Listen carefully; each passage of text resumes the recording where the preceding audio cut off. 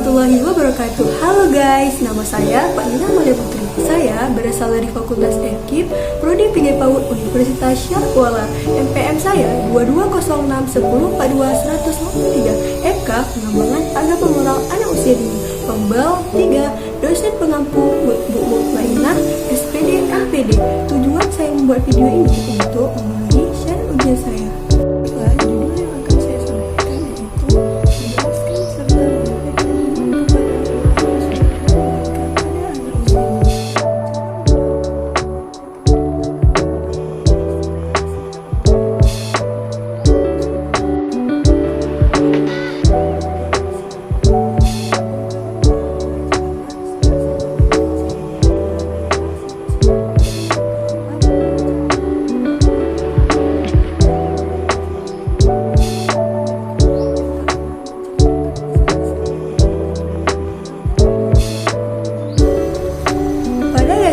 Mengenalkan Allah kepada anak bisa dimulai dari memberikan keteladanan. Selain itu, orang tua bisa melakukan beberapa tahapan perkenalan Allah sebagai berikut. Pertama, memperdengarkan kalimat tauhid saat anak lahir. Nah, begitu anak lahir ke dunia, biarkan anak menjadikan kalimat tauhid sebagai kalimat pertama yang dia dengarkan. Misalnya, kita sebagai seorang tua atau pendidik memperdengarkan kalimat tauhid kepada anak bayi yang baru lahir, sebagaimana kalimat tauhid dalam azan dan iqamah.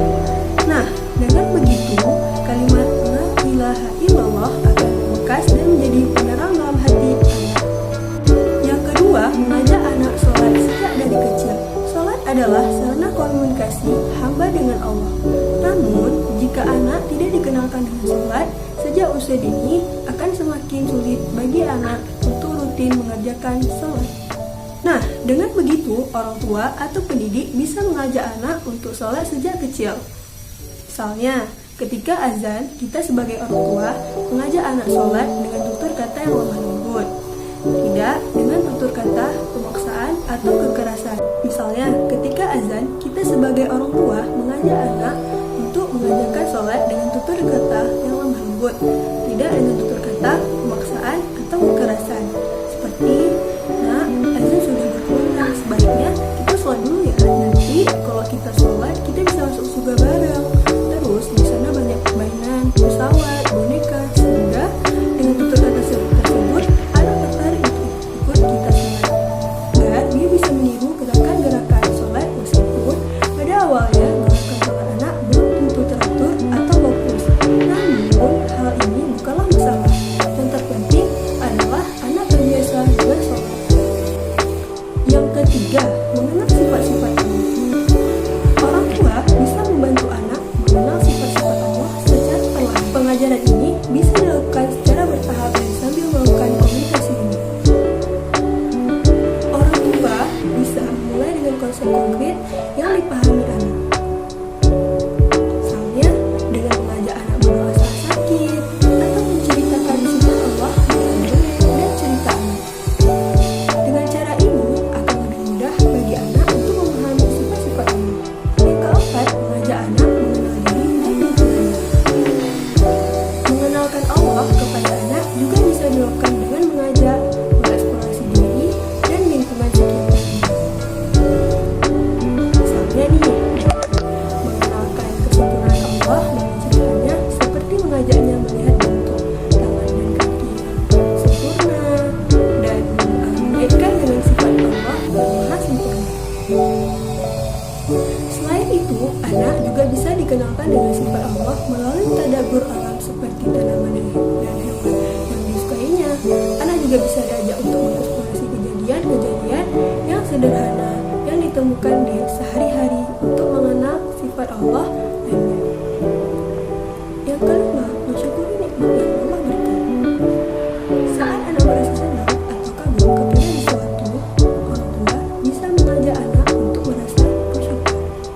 Misalnya, dengan mensyukuri nikmat Allah atas nikmat yang terjadi pada hari ini. Selain itu, orang tua bisa juga mengajak anak berkeliling dan mensyukuri nikmat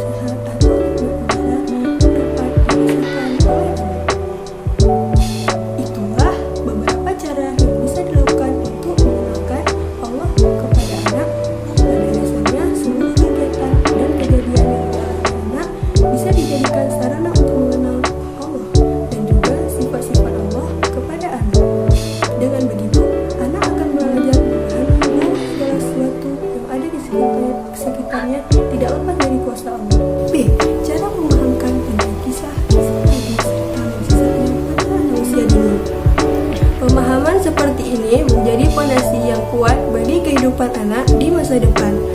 Nah, untuk itulah banyak orang tua yang sudah mulai menanamkan mengenai rukun iman dan rukun Islam sejak dini. Mengajarkan rukun iman bisa dimulai dengan menceritakan dongeng mengenai Nabi dan Rasul. Selain dengan bercerita, bisa juga dengan memberikan bacaan tentang Nabi dan Rasul atau menonton film tentang Nabi dan Rasul. Berikut tips mengenalkan Nabi dan Rasul kepada anak usia dini.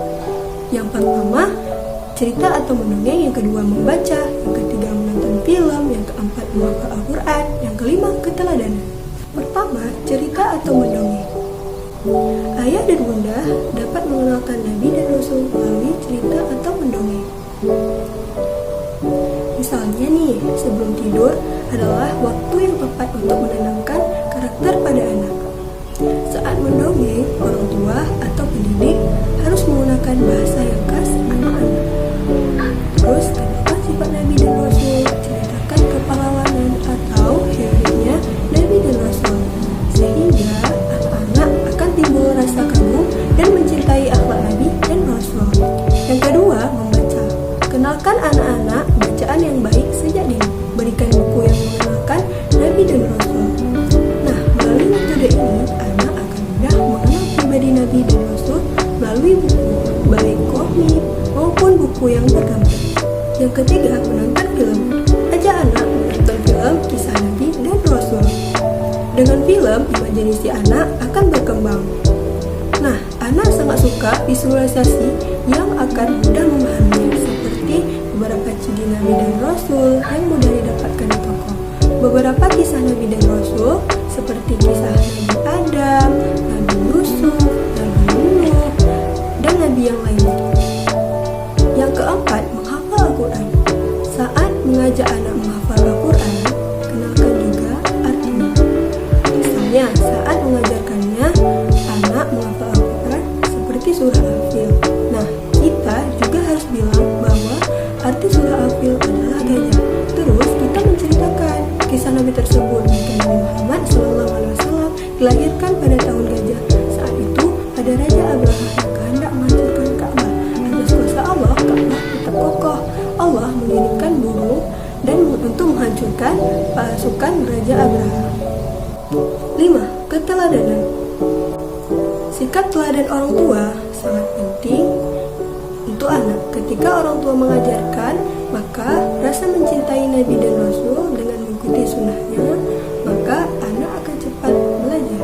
Contohnya, sikap teladan saat makan dengan tangan kanan, masuk kamar mandi dengan kaki kiri, dan berdoa sebelum tidur atau berdoa sebelum makan dan setelah tidur.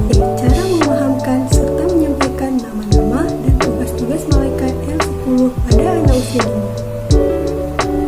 Masa anak sering disebut sebagai masa emas atau golden age, sebab anak usia dini memiliki karakteristik perkembangan yang berbeda dengan orang dewasa.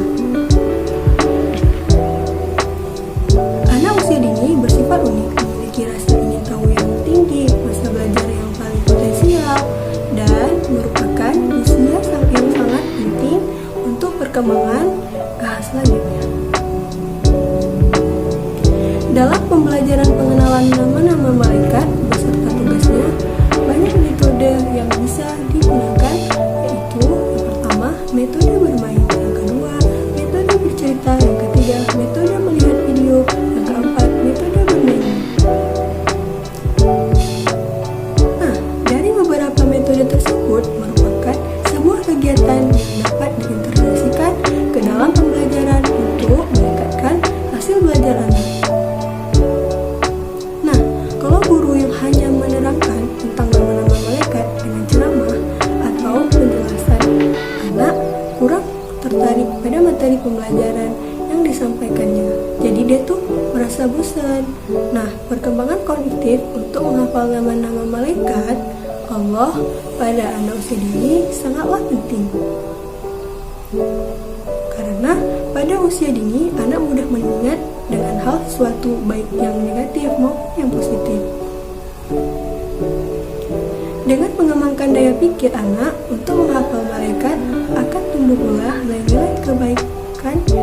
begini mungkin dalam jiwa anak pengembangan kognitif untuk menghafal nama-nama malaikat dengan bernyanyi. Sekian video dari saya, terima kasih, dadah guys.